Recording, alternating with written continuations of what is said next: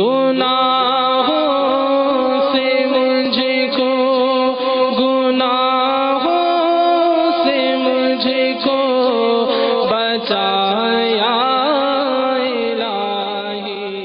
اس مہینے میں یہ اللہ تعالیٰ نے ہم پر جو روزے فرض فرمائے ہیں، اس کا مقصد ہے تقوی پرہیزگاری اختیار کرنا۔ اے ایمان والو، یا ایھا الذین آمنوا کتب علیکم الصیام کما کتب علی الذین من قبلکم، ایمان والو تم پر روزے فرض کیے گئے ہیں جیسے تم سے پہلوں پر بھی فرض ہوئے تھے، اور ان کا مقصد کیا ہے؟ لعلکم تتقون، کہ تاکہ تم پرہیزگار بن جاؤ۔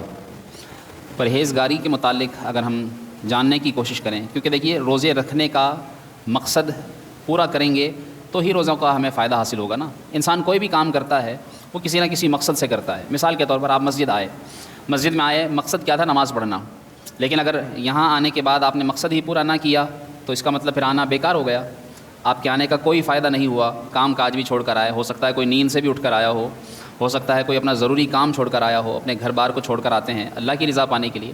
مقصد کیا تھا؟ نماز پڑھنا۔ اگر یہ مقصد نہ پاتے تو آنا بیکار ہو جاتا۔ ایسے ہی کوئی بھی کام لے لیجئے، انسان کاروبار کرتا ہے، کمائی کرتا ہے، کس لیے؟ تاکہ وہ اپنی روزی روزگار کمائے۔ کام بیکار چلا جاتا ہے، اس میں اس کو نقصان ہو جائے، وہ کام اس کا کرنے کا دل بھی نہیں کرتا اور اس کو کوئی فائدہ بھی نہیں ہوتا۔ تو بہت ساری مثالیں دی جا سکتی ہیں۔ ایسے ہی اگر ہم روزے رکھ رہے ہیں تو روزے رکھنے کا مقصد ہے کہ ہم متقی پرہیزگار بن جائیں، ہمارے اندر تقوی آ جائے۔ اب تقوی کس کو کہتے ہیں اور متقی کون ہوتا ہے اور اس کے لیے کیا ضروری ہے، کن چیزوں سے بچنا ہوتا ہے، کون سی چیزیں اختیار کرنی ہوتی ہیں کہ انسان مسلمان متقی پرہیزگار بن جائے اور اس کی عبادت یعنی روزے کا مقصد حاصل ہو جائے۔ کیونکہ دیکھیے روزے رکھتے ہیں، اس کے لیے کتنے سارے لوازمات اختیار کرتے ہیں۔ سحری میں اٹھتے ہیں، اور سحری میں صرف اٹھنا ہی کافی نہیں ہوتا، ظاہر سی بات ہے کہ سحری انسان کھانے کے لیے کتنی تگ و دو محنت کرتا ہے، کماتا ہے، گھر میں خواتین بناتی ہیں، اپنے گھر کی مصروفیات سے اپنی نیند چھوڑ کر اور اپنے بچوں کو بسا اوقات کتنی تکلیف میں ڈال کر گھر کی خواتین سحری افطاری کا اہتمام کرتی ہیں۔ تو یہ سارا اہتمام کرنا، پھر اس کے بعد سارا دن بھوکا پیاسا رہنا روزہ رکھ کر، اور اتنا بڑا دن گزارنے کے بعد بھوکا پیاسا رہ کر پھر ہم افطاری کے اندر بھی کتنی تگ و دو کرتے ہیں، کتنی کوششیں کرتے ہیں۔ ہر ایک اچھی طرح جانتا ہے، بھاگ دوڑ مچی ہوئی ہے، بازاروں میں مارکیٹس میں رش لگا ہوا ہے، کیا کہ بھئی روزے رکھ رہے ہیں۔ اب یہ اتنا اہم کام جو اللہ نے فرض کیا ہے، اللہ کا فرض کردہ روزہ، اللہ کی طرف سے یہ عبادت ہم پر لازم کر دی گئی ہے، ہم اس کو پورا کر رہے ہیں، لیکن اگر اس کا مقصد بھی حاصل نہ ہو، تقوی پرہیزگاری جو اللہ نے قرآن میں بیان کر دیا ہے، تو بتائیے پھر یہ بھوکا پیاسا رہنے کا کیا مقصد ہوا، کیا فائدہ ہوا؟ سارا دن بھوکا پیاسا رہیں گے تو پھر اس کے بعد اگر مقصد بھی نہ پائیں تو پھر اس کا مطلب یہ بھی بیکار چلا جائے گا، اور انسان کی عبادت ہی بیکار چلی جائے قیامت کے دن تو یہی سوالات ہوں گے کہ تم نے جس مقصد سے تم نے عبادت کی، کیا وہ دکھاوا، ریاکاری، شرک تو نہیں تھا؟ اخلاص تھا اس میں، میری رضا کے لیے تھا؟ اللہ نے جو تم پر عبادت فرض کی تھی وہ اپنی عبادت بندگی کے لیے اس لیے تھا؟ تو اگر ہم یہ کہیں گے ہاں، تو اللہ تبارک و تعالیٰ فرمائے گا اگر یہ میرے لیے تھا تو پھر جو مقصد تھا وہ مقصد پورا کیوں نہیں ہوا؟ تم متقی پرہیزگار کیوں نہیں بنے؟ تمہارے اندر سے گناہوں کی عادت ختم کیوں نہیں ہوئی؟ اس لیے اس مختصر سی تمہید کے بعد ہمیں یہ سمجھ لینا چاہیے کہ روزوں کا مقصد ہے متقی پرہیزگار بننا، اور اس کو اگر آسان لفظوں میں کہوں تو مطلب یہ ہے کہ انسان گناہ چھوڑ دے، جو بھی چیز اللہ کی نافرمانی ہے اس کو ترک کر دے، اور جو بھی اللہ کی فرما برداری ہے اس کو اپنا لے۔ اگر ایسا کرنے میں کامیاب ہو جاتا ہے تو پھر سمجھ لیں کہ وہ روزے کے مقصد کو پانے کی کوشش کرنے والوں میں شامل کہلا سکتا ہے، اس کو کہا جا سکتا ہے کہ ہاں یہ متقی پرہیزگار بننے کی کوشش کر رہا ہے۔ اور اس کے لیے ظاہر سی بات ہے کہ اگر وہ نیک اعمال اپناتا ہے، نیک اعمال کرتا ہے، تو ان نیک اعمال کا اسے علم بھی ہونا چاہیے۔ ہمیں اتنا تو پتہ ہے کہ نماز فرض ہے، لیکن نماز کے واجبات کیا ہیں نہیں پتہ ہوتا۔ ہمیں یہ تو پتہ ہے کہ روزہ فرض ہے، لیکن یہ نہیں پتہ ہوتا کہ کن چیزوں سے روزہ ٹوٹے گا، کن سے نہیں ٹوٹے گا، کن سے روزہ ٹوٹے گا تو اس کا کفارہ دینا پڑے گا، کن وجوہات سے روزہ ٹوٹ جاتا ہے تو اس کا صرف اور صرف اگر کفارہ نہیں دینا تو کب اس کی صرف اور صرف قضا کرنی ہے، یہ نہیں پتہ ہوتا۔ لوگوں کو زکوٰۃ یہ تو پتہ ہے فرض ہے، لیکن اس کے بارے میں علم نہیں ہے، کس کو دے سکتے ہیں، کس کو نہیں، کس چیز پر ہوگی، کس پر نہیں ہوگی، وغیرہ وغیرہ۔ ایسے ہی حج کے بارے میں حاجی حج کرنے بھی چلے جاتے ہیں، لیکن ان کو وہاں یہ تک نہیں پتہ ہوتا کہ حج کے فرائض کیا ہیں، حج کے واجبات کیا ہیں، ارکان کیا ہیں۔ تو جس طرح اس کو عبادات کا علم نہیں ہوتا، ایسے ہی دوسری طرف اگر آ جائیں گناہوں کے بارے میں کہ جن سے بچنا ہے، اس کو گناہوں کا بھی علم نہیں ہوتا۔ بسا اوقات انسان کاروبار کر رہا ہے تو کاروبار کرتے ہوئے کن حرام کاموں سے بچنا ہے، کن چیزوں کی وجہ سے روزی حرام ہو جائے گی، ان سے بچ کر کاروبار کرنا ہے، حلال روزی کمانی ہے، جب پتہ ہی نہیں ہوگا تو نہیں بچ پاتا، اور وہ کاروبار بظاہر یہ سمجھتا ہے کہ میں حلال روزی کما رہا ہوں اور وہ حرام کما رہا ہوتا ہے علم نہ ہونے کی وجہ سے، تو گویا گناہ کر رہا ہوتا ہے، اور وہ گناہ کی وجہ سے پھر جو اس کی روزی کی روحانیت ہے وہ ساری برباد ہو جاتی ہے۔ اسی وجہ سے تو آپ نے دیکھا ہوگا نا، کتنے ایسے ہیں جو نماز پڑھ کر بھی نکلتے ہیں لیکن گالیاں دے رہے ہوتے ہیں، کتنے ایسے ہیں جو روزہ تو رکھ لیتے ہیں لیکن غصہ نہیں جا رہا ہوتا ان کا، متقی پرہیزگار نہیں بن رہے ہوتے، اور ایک روزہ تھوڑی کئی سال کے روزے رکھ لیے، 30 کبھی کبھی تو کسی کو جب زیادہ جوش چڑھ جاتا ہے اپنی عبادت بتانے کا تو بتاتا ہے اتنے سال سے میں روزے رکھ رہا ہوں۔ بھائی اتنے سال سے روزے، مثال کے طور پر 20 سال سے روزے رکھ رہا ہے، 20 سال میں اس نے شاید 1000 سے زیادہ روزے رکھ لیے ہوں گے۔ اب اتنے سارے روزے رکھنے کے بعد اس کے اندر سے ایک عادت گناہ کی، صرف جھوٹ بھی نہیں گئی، تو بتائیے اس کے 1000 روزے رکھنے کا کیا فائدہ ہوا؟ بیکار چلا گیا وہ۔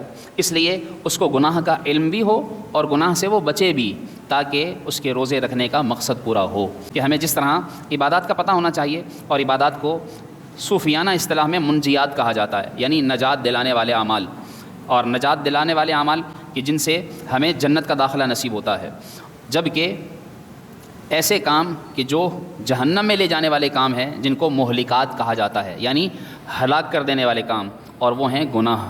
تو ہمیں گناہوں کا بھی علم ہونا چاہیے، گناہوں کے بارے میں معلومات ہونی چاہیے، پتہ ہونا چاہیے کہ کون سا گناہ ہے، اس کا کیا عذاب ہے۔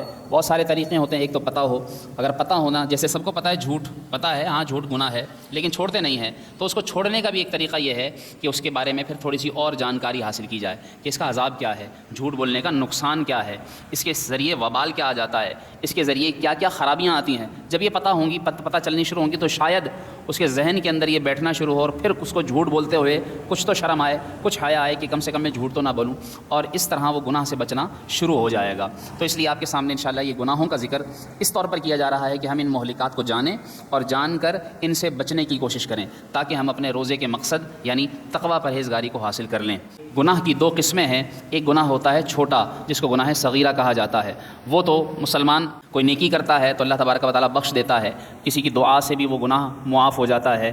بسا اوقات انسان کوئی ایسا ذکر کر لیتا ہے کہ جس کی وجہ سے وہ گناہ بخش دیا جاتا ہے، درود شریف پڑھتا ہے، جیسے آپ نے روایات سنی ہوں گی کہ جو ایک مرتبہ درود پاک پڑھتا ہے اللہ تعالیٰ اس پر 10 رحمتیں نازل فرماتا ہے، اس کے 10 گناہ معاف فرما دیتا ہے۔ تو وہ گناہ 10 کون سے معاف ہوتے ہیں؟ چھوٹے گناہ۔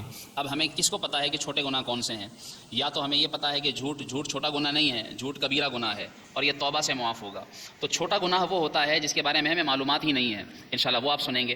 اور اس کے ساتھ ساتھ ایک دوسرا گناہ جو گناہ کبیرہ کہلاتا ہے، بڑا گناہ، اور وہ بغیر توبہ کے معاف نہیں ہوتا۔ وہ صرف دعا کرنے سے نہیں بلکہ جب تک اس سے توبہ نہیں کریں گے، اور توبہ بھی سچی۔ اب کس کو پتہ ہے کہ توبہ سچی کیسے ہوتی ہے؟ توبہ کے باقاعدہ 4 ارکان ہیں، پہلے وہ پورے ہوں گے تو سچی توبہ کہلائے گی۔ سب سے پہلے اس گناہ کو گناہ سمجھے، جو گناہ کو گناہ ہی نہ سمجھے، جو کہے کہ نہیں جی جھوٹ تو بولنا پڑے گا تو کاروبار ہوگا، تو پھر بتائیے وہ کیسے گناہ سے بچے گا، کیسے گناہ چھوڑے گا وہ؟ تو پہلے گناہ کو گناہ سمجھے اور اس کے بعد اس کو چھوڑنے کا پکا ارادہ کر لے، پکا چھوڑ دے اس کو، اور آئندہ نہ کرنے کا عہد بھی کر لے کہ آئندہ کبھی نہیں کروں گا، یہ 3۔ اور چوتھا، اگر وہ کسی کے حق سے تعلق رکھتا ہے، جیسے کسی کے پیسے کھائے ہیں، تو پھر وہ حق بھی لوٹا دے۔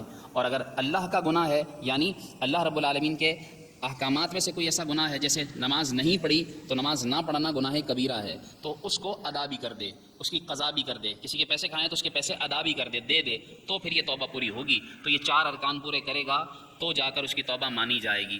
جب وہ توبہ کر لے گا تب اس کے بعد اس کا گناہ کبیرہ معاف ہوگا۔ علماء نے لکھا ہے کہ کبیرہ گناہ 17 ہیں، جن میں سے 4 کا تعلق دل سے ہے، اور 4 کا تعلق زبان سے ہے، 8 ہوئے، 3 کا تعلق پیٹ سے ہے، 11 2 کا تعلق شرمگاہ سے ہے، 13 2 کا تعلق ہاتھوں سے ہے، 15 1 کا تعلق پاؤں سے ہے، 16 اور 1 گناہ کا کبیرہ گناہ کا تعلق پورے جسم سے ہے، یہ 17۔ یہ 17 کبیرہ گناہ ہیں جن کے بارے میں شاید ہمیں معلوم بھی نہیں ہوگا۔ بعض علماء تو لکھتے ہیں کہ ان کی تعداد 100 ہے، لیکن ہر ایک نے اپنے اعتبار سے، اپنے علم کے اعتبار سے گناہ کبیرہ کا ذکر کیا۔ تو گناہ کبیرہ کی تعریف کہ گناہ کبیرہ کیا ہوتا ہے اور وہ 17 کون سے گناہ کبیرہ ہیں، ان کے بارے میں انشاءاللہ ہم جانیں گے۔ آپ سے التجا ہے کہ آپ یہ درس بھی بیٹھ کر سنتے رہیے اور سن کر اس پر عمل بھی کرتے رہیے، اور ہم یہ ریکارڈنگ کرتے ہیں اس لیے کہ تاکہ دوسروں تک پہنچ سکے، تو آپ اسے دوسروں تک بھی پہنچا سکتے ہیں حاصل کر کے۔ اللہ پاک ہم سب کو جو ہم نے آج سنا، کیا اتنا آج سن رہے ہیں کہ ہم نے روزے کا مقصد کیا؟